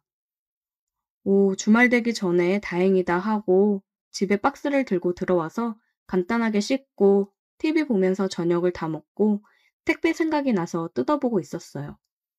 신나게 택배를 뜯었는데 그 중에 하나가 제가 시킨 물건이 아닌 낯선 물건이 들어있었습니다. 저는 깜짝 놀라서 택배 박스 위쪽을 살펴보았고 주소가 저희 집 주소가 아니라 옆집 주소로 되어 있는 걸 확인했습니다. 그때서야 확신이 들었어요. 옆집 여자의 앓는 소리가 역시나 괜히 나오는 게 아니었구나. 이걸 어떻게 전해줘야 될까 싶었습니다. 그냥 다시 택배 박스를 테이프로 붙여서 앞에 놔둘까? 아니면 매일 밤 시끄럽게 한 죄로 민망해지게 약 올려볼까 혼자 이 생각 저 생각을 다 해봤어요. 저는 처음 만난 날 저를 귀찮다는 듯이 쳐다본 그 표정을 아직도 잊지 못하는데 어디 한번 당황하고 민망해하는 표정을 보자 싶었습니다. 다음 날 주말에 저는 늦잠을 자고 점심을 먹었어요. 친구들이랑 약속이 있어서 볼일을 보고 저녁에야 들어왔습니다. 집에 들어와서 택배 박스를 보고 아, 맞다. 택배 갖다 줘야지 생각을 했어요. 그런데 아니나 다를까 화장실에서 볼일을 보고 있는데 또 그 소리가 들려오더라고요. 저는 옳다쿠나 지금이다 싶어서 택배 박스를 챙겨서 옆집으로 가기로 했습니다. 택배 박스는 일부러 테이프를 붙이지 않고 안에 내용물이 다 보일 수 있게 뜯어놨어요. 한번 심호흡을 하고 옆집 초인종을 눌렀습니다. 역시나 처음에 초인종을 누르니까 한참 동안 또 인기척이 없더라고요. 다시 한번 초인종을 눌렀어요. 그래도 사람이 안 나오더라고요. 저기요, 다름이 아니라 어제 온 택배 때문에 그러는데 문 좀 열어주시겠어요?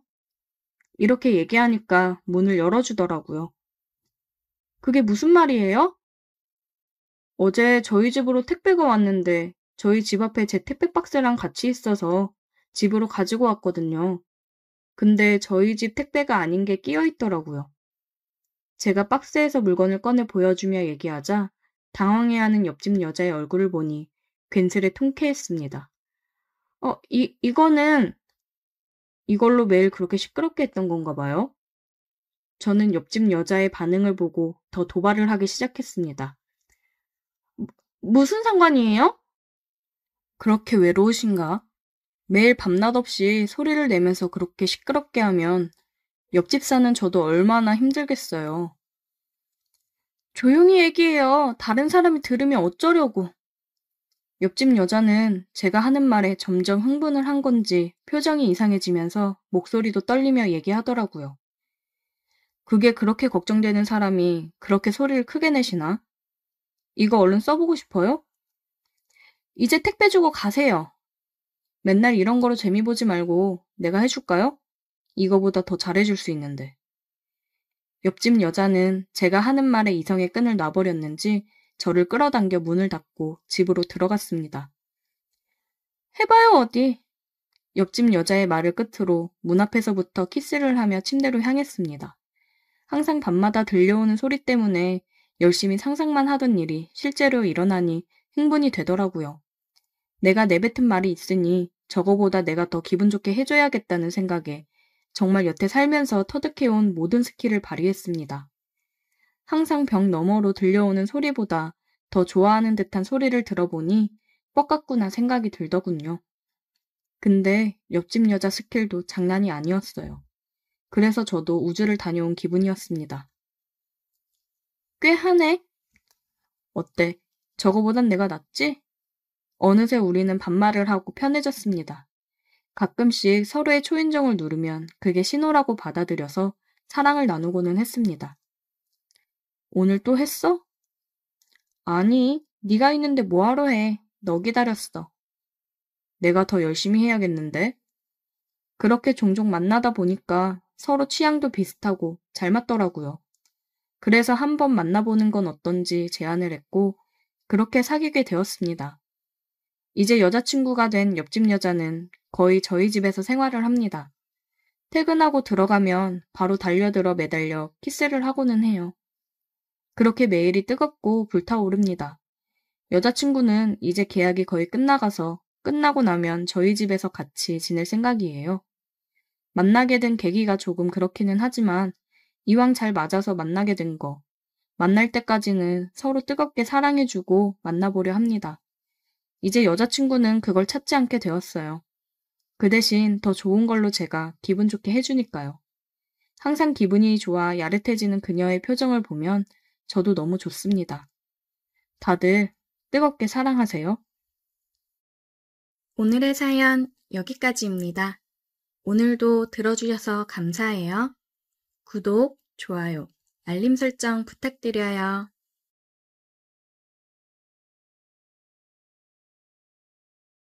부유한 집안이 아니라서 용돈 정도는 제 힘으로 벌고 싶었습니다. 그래서 알바 자리를 구하러 다녔지요. 입대 전에도 알바를 했었습니다. 그때는 카페에서 알바를 했었죠. 손님들에게 제법 인기도 많은 편이었습니다. 키도 제법 큰 편이고 얼굴도 나름 준수한 편이라 생각합니다. 그래서 여자 손님들이 좋아해 주셨습니다. 그래서 이번에도 카페 알바 자리를 구했습니다. 다행히 쉽게 일자리를 구할 수 있었습니다. 시급이 썩 좋은 건 아니었습니다. 하지만 집에서 그리 멀지 않은 게 장점이었죠. 카페는 테이블 8개가 있었고 중심거리 끝자락에 위치하고 있었습니다. 30대 중반의 여사장님이 오픈한 곳이었습니다. 나름 원두에 대한 공부도 하신 분이었죠. 처음으로 해보는 사업이라 의욕적인 분이었습니다. 나중에 들어보니 이혼을 하고 위자료를 받아서 차린 가게라고 하더군요. 그래서 꼭 성공하겠다는 의지가 컸죠. 주택가에 인접한 곳이라 낮에 손님들이 많은 편이었습니다. 주로 가정주부 손님들이었습니다. 저는 오전 11시부터 오후 3시까지 일을 했습니다. 그래서 대부분 아줌마들을 상대하게 되었습니다. 나름 편한 부분도 있고 힘든 부분도 있더군요. 친근하게 대해주는 것은 좋은데 너무 추근덕거리는 경우가 많았습니다. 그래도 나름대로 친절하게 상대를 해주었습니다. 그런 아줌마들하고 틀어지면 힘들어지죠. 그래서 적당히 맞장구를 쳐주었습니다. 하지만 사실 속으로는 욕을 했죠. 커피 한 잔 시켜놓고 몇 시간씩 죽치고 앉아서 젊은 남자에게 추근덕대는 모습이 한심하더군요. 하지만 내색하지 않고 일을 했습니다. 사장님께는 가끔 그런 짜증을 토로했습니다. 사장님은 열심히 저를 달래주셨습니다. 제가 그만둘까봐 걱정하는 기색이 역력했죠. 카페의 손님들 상당수가 가정주부이고 저 때문에 오는 아줌마들이 많은 건 알고 있었습니다. 그래서 사장님이 시급도 더 올려주셨고요. 사장님은 성실하고 착한 사람이었습니다. 그런 사장님을 배신하려는 마음은 없었습니다. 복학할 때까지는 이곳에 있을 생각이었죠. 사장님은 외모가 엄청 세련된 편이었습니다. 나이는 좀 있지만 정말 미인이었습니다. 마치 연예인을 보는 것 같았죠. 그래서인지 점심시간이면 남자들이 많았습니다. 인근 직장인들이 커피를 사갔죠. 그때는 눈치껏 사장님이 상대를 했지요. 하지만 남자들은 대부분 점심시간에 잠깐이었죠. 직장인들이다 보니 테이크아웃 손님이 대부분이었죠. 매출에는 엄청 도움이 되는 손님들이었습니다. 카페는 오픈한 지 얼마 안 되었지만 제법 손님이 많은 편이었고 빠르게 자리를 잡아가는 게 느껴졌습니다. 그런데 어느 날 제가 지각을 하게 되었습니다.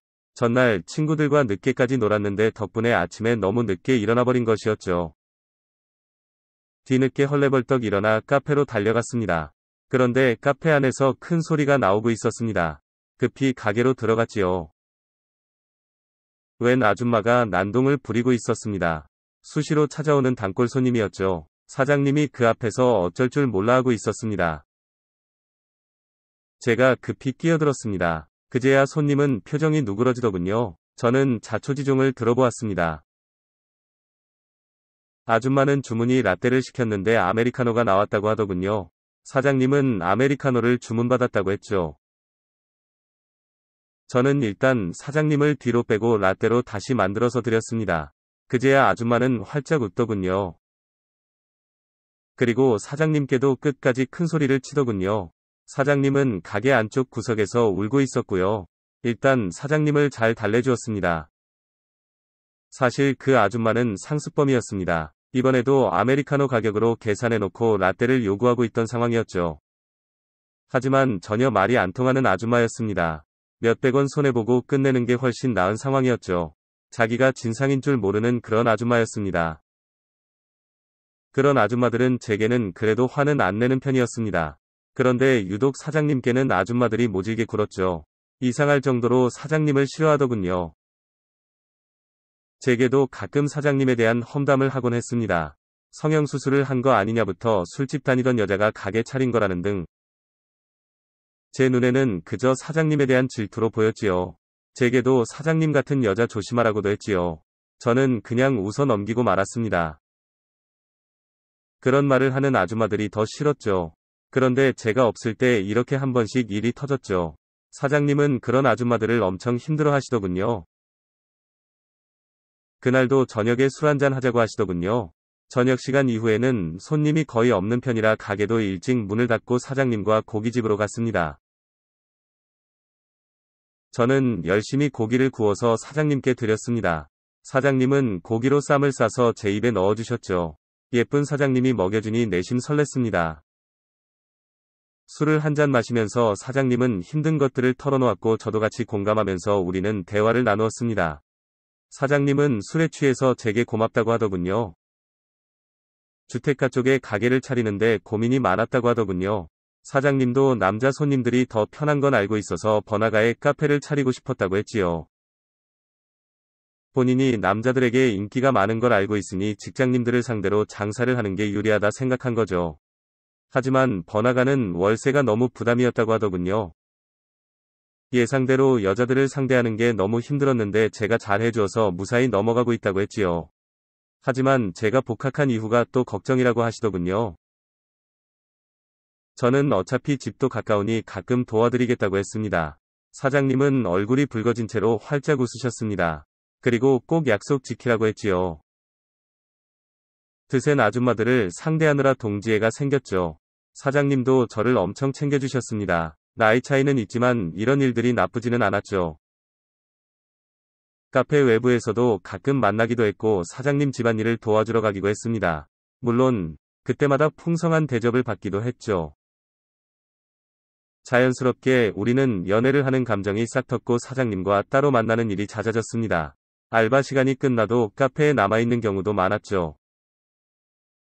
신기할 정도로 아줌마 손님들도 빠르게 눈치를 채더군요.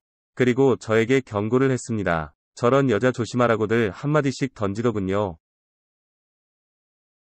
한 번은 제가 있을 때 한 아줌마가 사장님께 시비를 걸었습니다.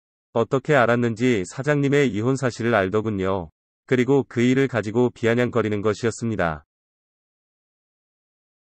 평소에 제게도 추근덕거리던 아줌마였습니다. 그날은 저도 참지 않고 따지고 들었습니다. 사장님이 오히려 저를 말리고 있었죠. 아줌마는 평소에 저랑 친했다고 생각하는 모양이었습니다.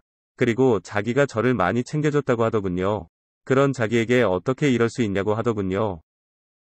그리고 저랑 사장님을 가만두지 않겠다고 소리쳤죠. 하지만 아줌마들을 상대하면서 깨달은 게 있었습니다. 저런 아줌마들이 실제로는 더 별 볼 일 없다는 것을요. 그렇게 진상 아줌마를 내보냈더니 사장님이 놀랐는지 눈물을 쏟아냈습니다. 그리고 그날 가게를 일찍 문 닫아버렸습니다. 사장님은 너무 힘들다며 쉬어야겠다더군요. 저는 사장님을 모셔다 드린다며 따라 나섰습니다. 사실 사장님의 상태가 너무 안 좋아 보였거든요. 막상 집 앞에까지 갔더니 헤어지기가 싫더군요. 그래서 머뭇거리는데 사장님이 들어오라고 하셨죠. 그리고 사장님은 맥주나 한잔 하자고 했지요. 사장님이고 나이도 저보다 많은 사람이었지만 여자 혼자 사는 집에 들어오니 기분이 묘했죠.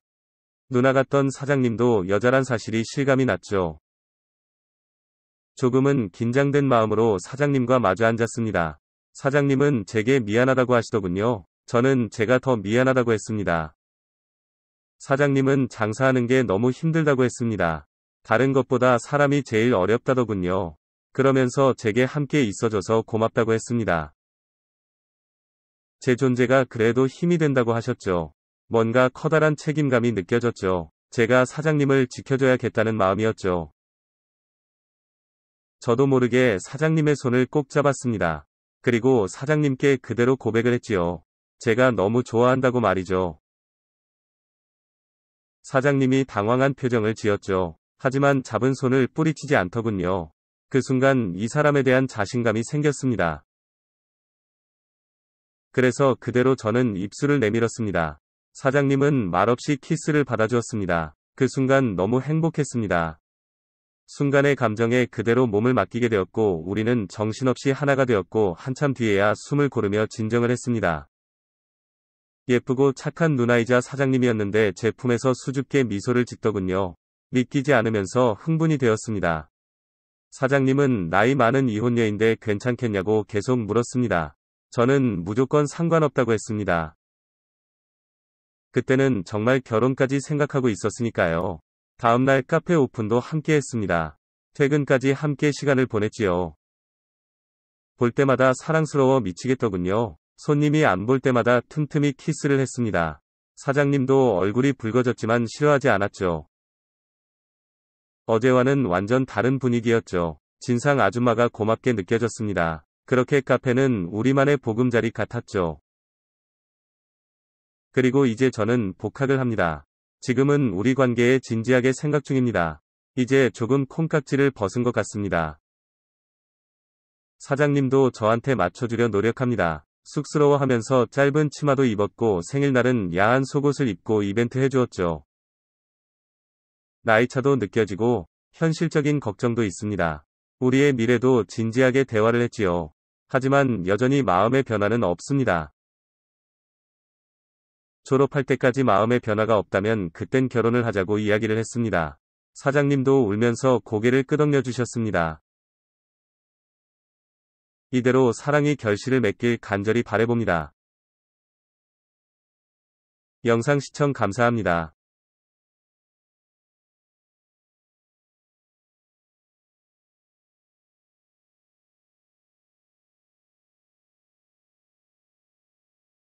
오늘의 사연 시작합니다. 안녕하세요. 저는 올해 32살이 된 직장인 남성입니다. 결혼을 생각하고 만나던 여자친구랑 헤어지고 나니 그냥 모든 게 지루하고 사는 게 외롭더라고요. 아무래도 연애 기간이 오래되기도 했고 서로 일하느라 바쁜 와중에 결혼 관련 얘기를 하다 보니까 트러블이 생겼고 이별까지 하게 되었습니다. 참, 만난 시간이 길다면 긴데 헤어짐은 정말 한순간이더라고요. 오랜만에 친구놈이랑 술을 마시면서 이제 이 나이에 어디 가서 여자를 만나야 되나 막막하다고 했습니다. 주변에서 하나 둘 결혼하기도 하고 다들 여자친구랑 여행 가기 바쁘니 외로워 친구에게 신세한탄을 했습니다. 그러니까 친구가 많이 외로우면 좋은 거 있는데 알려줄까 얘기해서 저는 알려달라고 했습니다. 한 인터넷 사이트를 알려주더라고요. 지역 근처에 사는 사람이랑 얘기도 나누고 마음이 맞으면 만나서 술도 한잔 하고 더 깊은 대화를 나눌 수 있는 그런 곳이라고 하더라고요. 친구의 말에 진짜 이런 곳에서 만나도 괜찮으려나 생각을 했고 의심 반 설렘 반인 마음으로 어차피 손해볼 게 뭐가 있겠나 생각이 들어 나름 잘 나온 사진으로 골라 사진을 설정해두고 저도 괜찮은 여자 어디 없나 찾아보기 시작했습니다. 둘러보니 의외로 예쁘고 귀여운 여자들이 많이 있더라고요.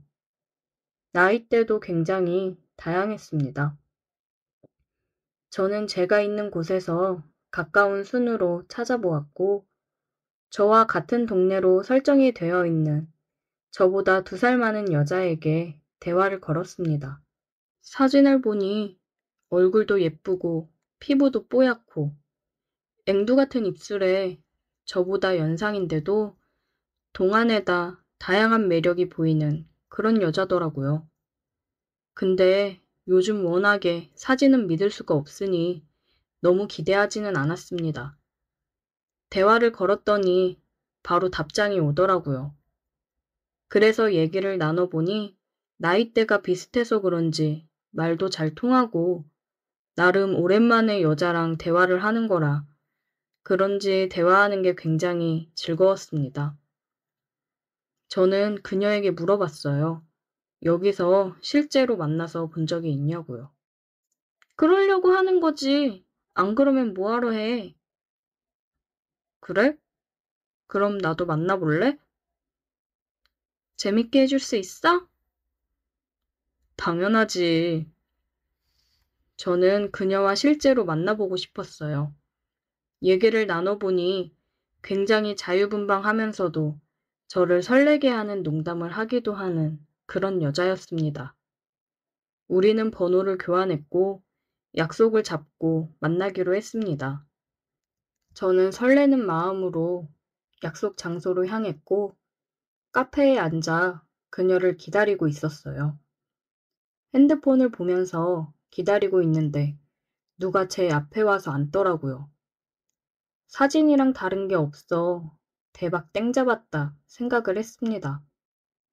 그녀와 커피 한잔 하며 더 대화를 나누고 자리를 옮겨 근처 술집으로 갔습니다.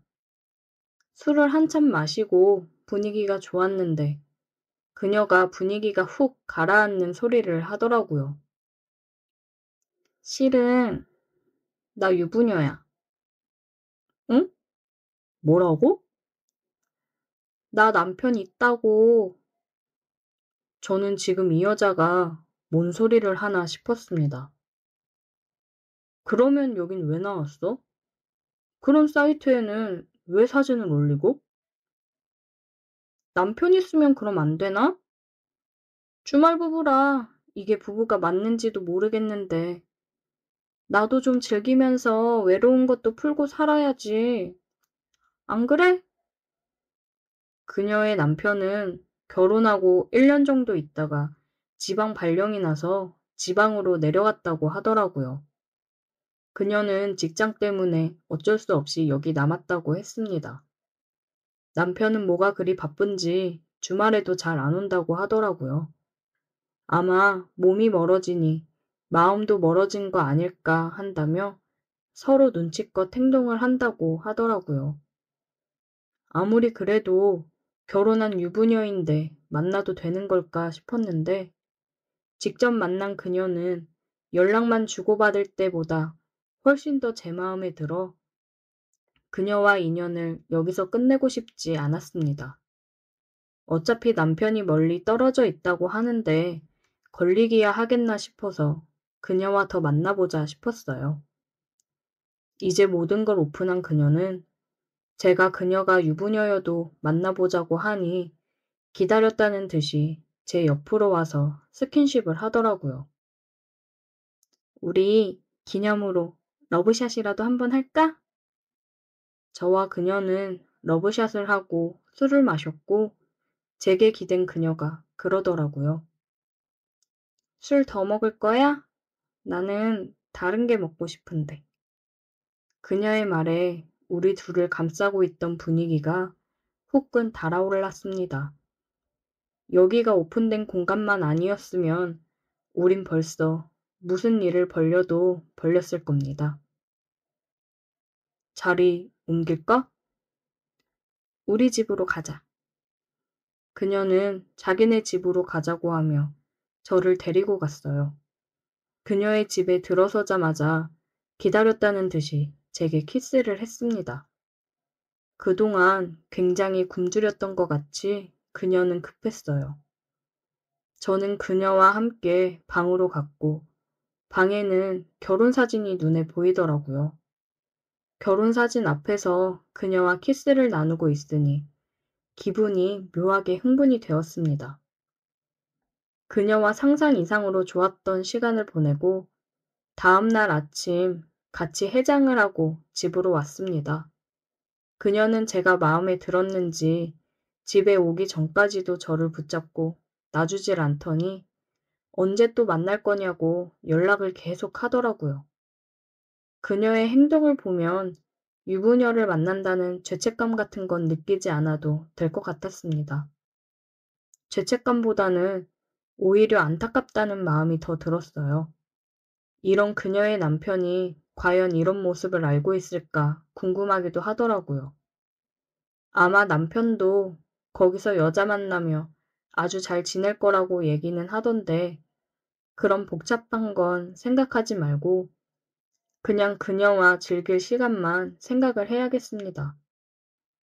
여자친구와 헤어지고 요즘 제 삶에 활력이 되어주는 그녀예요. 어떻게 해야 제가 기분이 좋은지 알고 저에게 맞춰 다 해주는 여자입니다.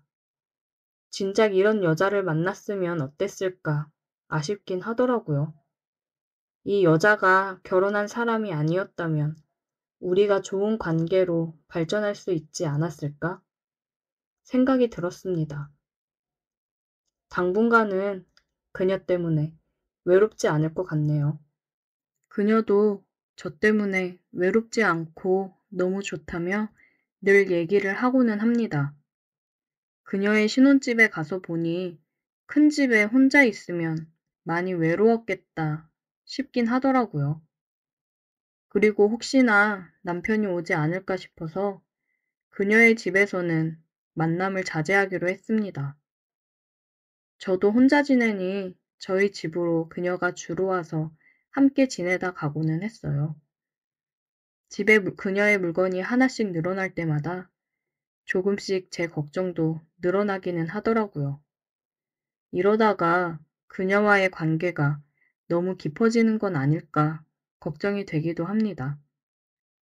그녀가 유부녀가 아니었다면 걱정할 일이 없겠지만 그녀는 이미 결혼을 한 사람이다 보니 함께 지내는 날이 많아지면서 점점 걱정이 되긴 하네요.